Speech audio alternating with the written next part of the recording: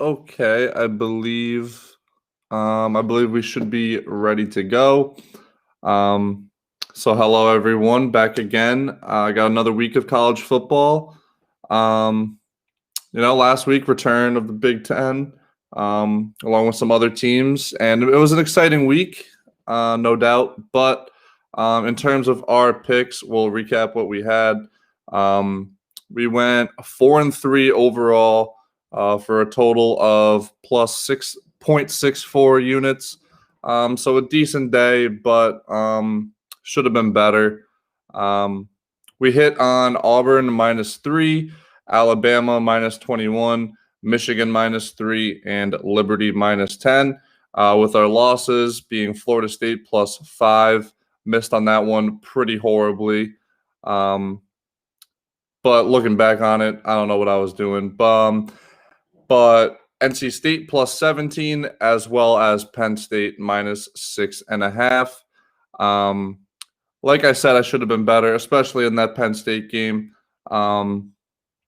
Obviously, I am a Penn State fan. I'm a graduate, but in my breakdown for it, I talked about who they're returning for players and yards gained and all this other stuff. But one thing I somehow managed to look over is the fact that Penn State has one of the most incompetent coaches in all of college football. So that's on me. I'll be sure to never do that again. My apologies for anyone that bet on that game and had to go through that horrible loss with the lackluster coaching all the way throughout the entire game. But with that said, we can move on to this week. Overall, we still made a little bit of money last week, so we're looking to build on it and maybe do a little bit better. And then the first pick of today for the weekend will be Cincinnati -6.5 versus Memphis. Cincinnati, obviously 4-0. They've won all of their games by at least 2 scores, and actually all but one by at least 3 scores, with wins by 35 points, 14 points, 21, and 29 points. So they've won every game by at least double this margin of what the line is set at, and I think that's a big thing. I always look for teams that win convincingly. I think that's a good indicator of what games may turn out to look like. Memphis on the other side, they've beaten Arkansas State by 13. They beat UCF by 1, Temple by 12, and they lost to SMU by 3. But the main reason why I like Cincinnati in this game, and you can see it in my caption I have here, is that Memphis's defense is absolutely horrible. Just imagine you're a team where you're putting up 548 yards per game and you're unable to outgain your opponents, as Memphis defense allowing 567 yards per game. I mean, that is just abysmal. A lot of it is because their offense is good and they score quick, and it's just defense is on the field more often, so they're going to let up yards. But still, 567 yards per game is pretty atrocious. And I don't know. I just think that Cincinnati's gonna be able to put up a lot of points, and we'll just see what Memphis is able to do. But Cincinnati, they outgain their opponents on average by over 100 yards per game. It's just kind of a matchup that I like. I like seeing situations like this, and I think a touchdown shouldn't be too much to cover. One thing that is a little bit interesting. Memphis is allowing 440 yards per game through the air, but Cincinnati is kind of primarily a running team. But I'm not too worried about it because, if anything, I think that kind of just opens up an opportunity for a balanced offense. Because Cincinnati, they're probably going to be able to run the ball pretty well against anybody. But if they're going to be able to throw the ball, it's going to be against a team like this. So I think it kind of just opens up the offense more.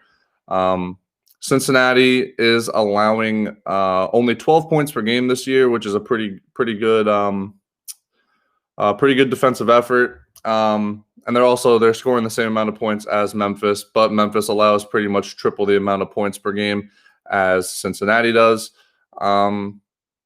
So I don't know. I really just don't think this should be too hard of a line to cover. It's only a touchdown. Cincinnati obviously ranked high. Whether or not they should be that high, maybe not, but that's a story, or that's a conversation for a different day. But I do think that they're going to be able to cover a touchdown here. So Cincinnati -6.5 for the first pick of the day. And then we can move straight into pick number 2, which is Kansas State on the money line as a slight underdog, +115 versus West Virginia. And then I don't know. There's a lot in this that might point in West Virginia's direction, and I'll get into that. And I definitely understand if you guys don't want to tail this one, but let me just make a case a little bit. So Kansas State started off the year with kind of a horrible game. No other way to chalk that one up. They lost to Arkansas State, but since then they've been on a little bit of a run. They beat Oklahoma, obviously, in a big upset. They beat Texas Tech and TCU, and now last week they just blew the wheels off Kansas, beating them 55-14. So I think they're getting better as the season's going on. West Virginia on the other side has wins over Eastern Kentucky, Baylor, and Kansas as well. But they've lost to Oklahoma State and Texas Tech last week. But yeah, like I'm saying, I get why West Virginia is the favorite. Their yard differential is +200 per game, which is absurd. Their defense looks solid.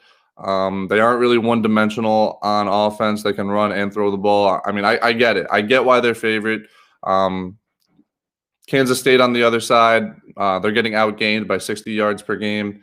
I don't know. They do have the same point differential. Actually, they have a little bit better of a point differential in terms of average score per game. But I don't know. Like you can look into the numbers yourself. You can get the you can get a BetQL subscription. They break down a lot of numbers here.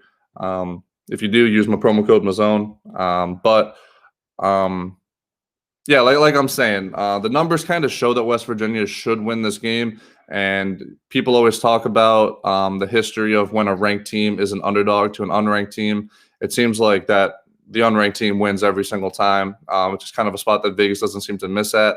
But even with all that, I don't know. I still have a feeling that Kansas State's going to win. I can't even really tell you why. I think roster, in terms of like top to bottom talent, I think Kansas State still has it. Whether or not they've been playing as good as they should, I don't know. But I think they have more talent. And I'm just gonna roll with that. I know all the numbers that point in the opposite direction, and I still feel pretty good about Kansas State being able to win this game. So I don't know. This is more of a feel pick just kind of a more of a feel pick than anything else. And I don't know what else to say. I'm just going with my gut on this one. Kansas State +115 as a little bit of an underdog. And then moving into an SEC matchup, LSU, I'm going to roll with them to cover 3 points versus Auburn. Yeah, I don't know. This is a weird matchup. Don't get me wrong. Both these teams are kind of hit or miss depending on the week. LSU, for example, they opened up with a loss to Mississippi State, who looks pretty bad now. Then they blow out Vanderbilt the next week. Then they lose to Mizzou. Then they beat South Carolina last week pretty convincingly. I mean, it's a tale of two teams with them, no matter which one's going to show up. And Auburn, less so, but still kind of the same thing. They beat Kentucky week 1. Then they get blown out by Georgia. They beat Arkansas by 2 points in a close game. They lose to South Carolina. And then last week, we did have them to cover, and we hit on that, but they did barely beat Ole Miss. Maybe a game they shouldn't even have won, but they did regardless. But LSU, they outgained their opponents by over 100 yards per game. But where I really want to look at the numbers in this game is not in yards gained, it's in points. LSU's scoring differential is +12 points per game. They outscore their opponents on average by 12 points a game. Auburn actually loses the point differential. They are getting outscored by their opponents. And I think that's going to be a big part of this game. Last week, I thought Bo Nix was going to have a breakout game against the Ole Miss defense because that passing defense has been horrible. And Bo Nix still hasn't looked that good. So I think we got to start asking, do we believe in Bo Nix as a quarterback? Do we think he can lead his team? And I'm starting to talk myself out of it, even though I did want to give him a couple of extra chances. But I think last week was a big miss. Because, like I said, Ole Miss's defense is just as bad as Memphis's. So, yeah. So I think it's really just a matter of which team is going to show up. A good LSU team probably beats a good Auburn team. But obviously, if LSU shows up flat and Auburn comes to play, we have a little bit of an issue there. But I do want to say that I think that LSU is turning a bit of a corner, maybe. So I'm going to roll with them here. If they play to their potential, covering a field goal should not be too hard, especially after what we've seen from Bo Nix the last couple of weeks. So I'll take the risk on a hit or miss team for LSU to cover 3 points, as I'm starting to just not believe in Auburn very much. And we can go into the final pick. I do have 3 different leans for you guys, so I would say stick around for that. But the final pick of the day is BYU minus 29 versus Western Kentucky. I know I said last week I don't like going with guys. I don't like going with teams that have to lay more than a couple of touchdowns. But in games like this, I feel pretty confident in it. BYU, just kind of they're not scared to run up the score at all. We saw last week the fake punt. I think it was like with 6 minutes left in a game that they ended up winning 52-14. They don't care. They want to go out there. They want to make a case for a national championship. They want to make the playoff. And I think when you're a team like BYU that plays in doesn't play in a Power 5 conference, you need to go out there and win games by as much as you can to be the most convincing possible. And we look at their games. They're doing it right now. They've won by 52 points, 41, 31, 7-point game, 17, and 38 points. I mean, they're blowing out everyone that they play, give one exception a little bit earlier in the year. But Western Kentucky, I don't see putting up much of a fight. They're 2-4. Their last 2 losses are by 24 and 23 each. Both their wins only by 3 points. It isn't a good team. And obviously this isn't going to be a close game. The line's at near 30 points. I mean, no one's expecting this to be competitive. It's just what it comes down to me is Western Kentucky going to be able to score? Because I'd be very surprised if BYU doesn't put up at least 42 points, if not 49 or 46. It's just kind of on the defensive if they're going to be able to stop Western Kentucky to only, let's say, 2 touchdowns. And I think they can do it. In 4 of Western Kentucky's 5 games, they've scored 2 or less touchdowns. And those are against teams like Chattanooga, UAB, Marshall, and Mid-Tennessee State. So if those teams are able to hold this Western Kentucky team to 2 touchdowns or less, I don't see why BYU can't do it. And like I said, it's not even really a conversation if BYU is going to be able to put up points. They're averaging 550 yards per game.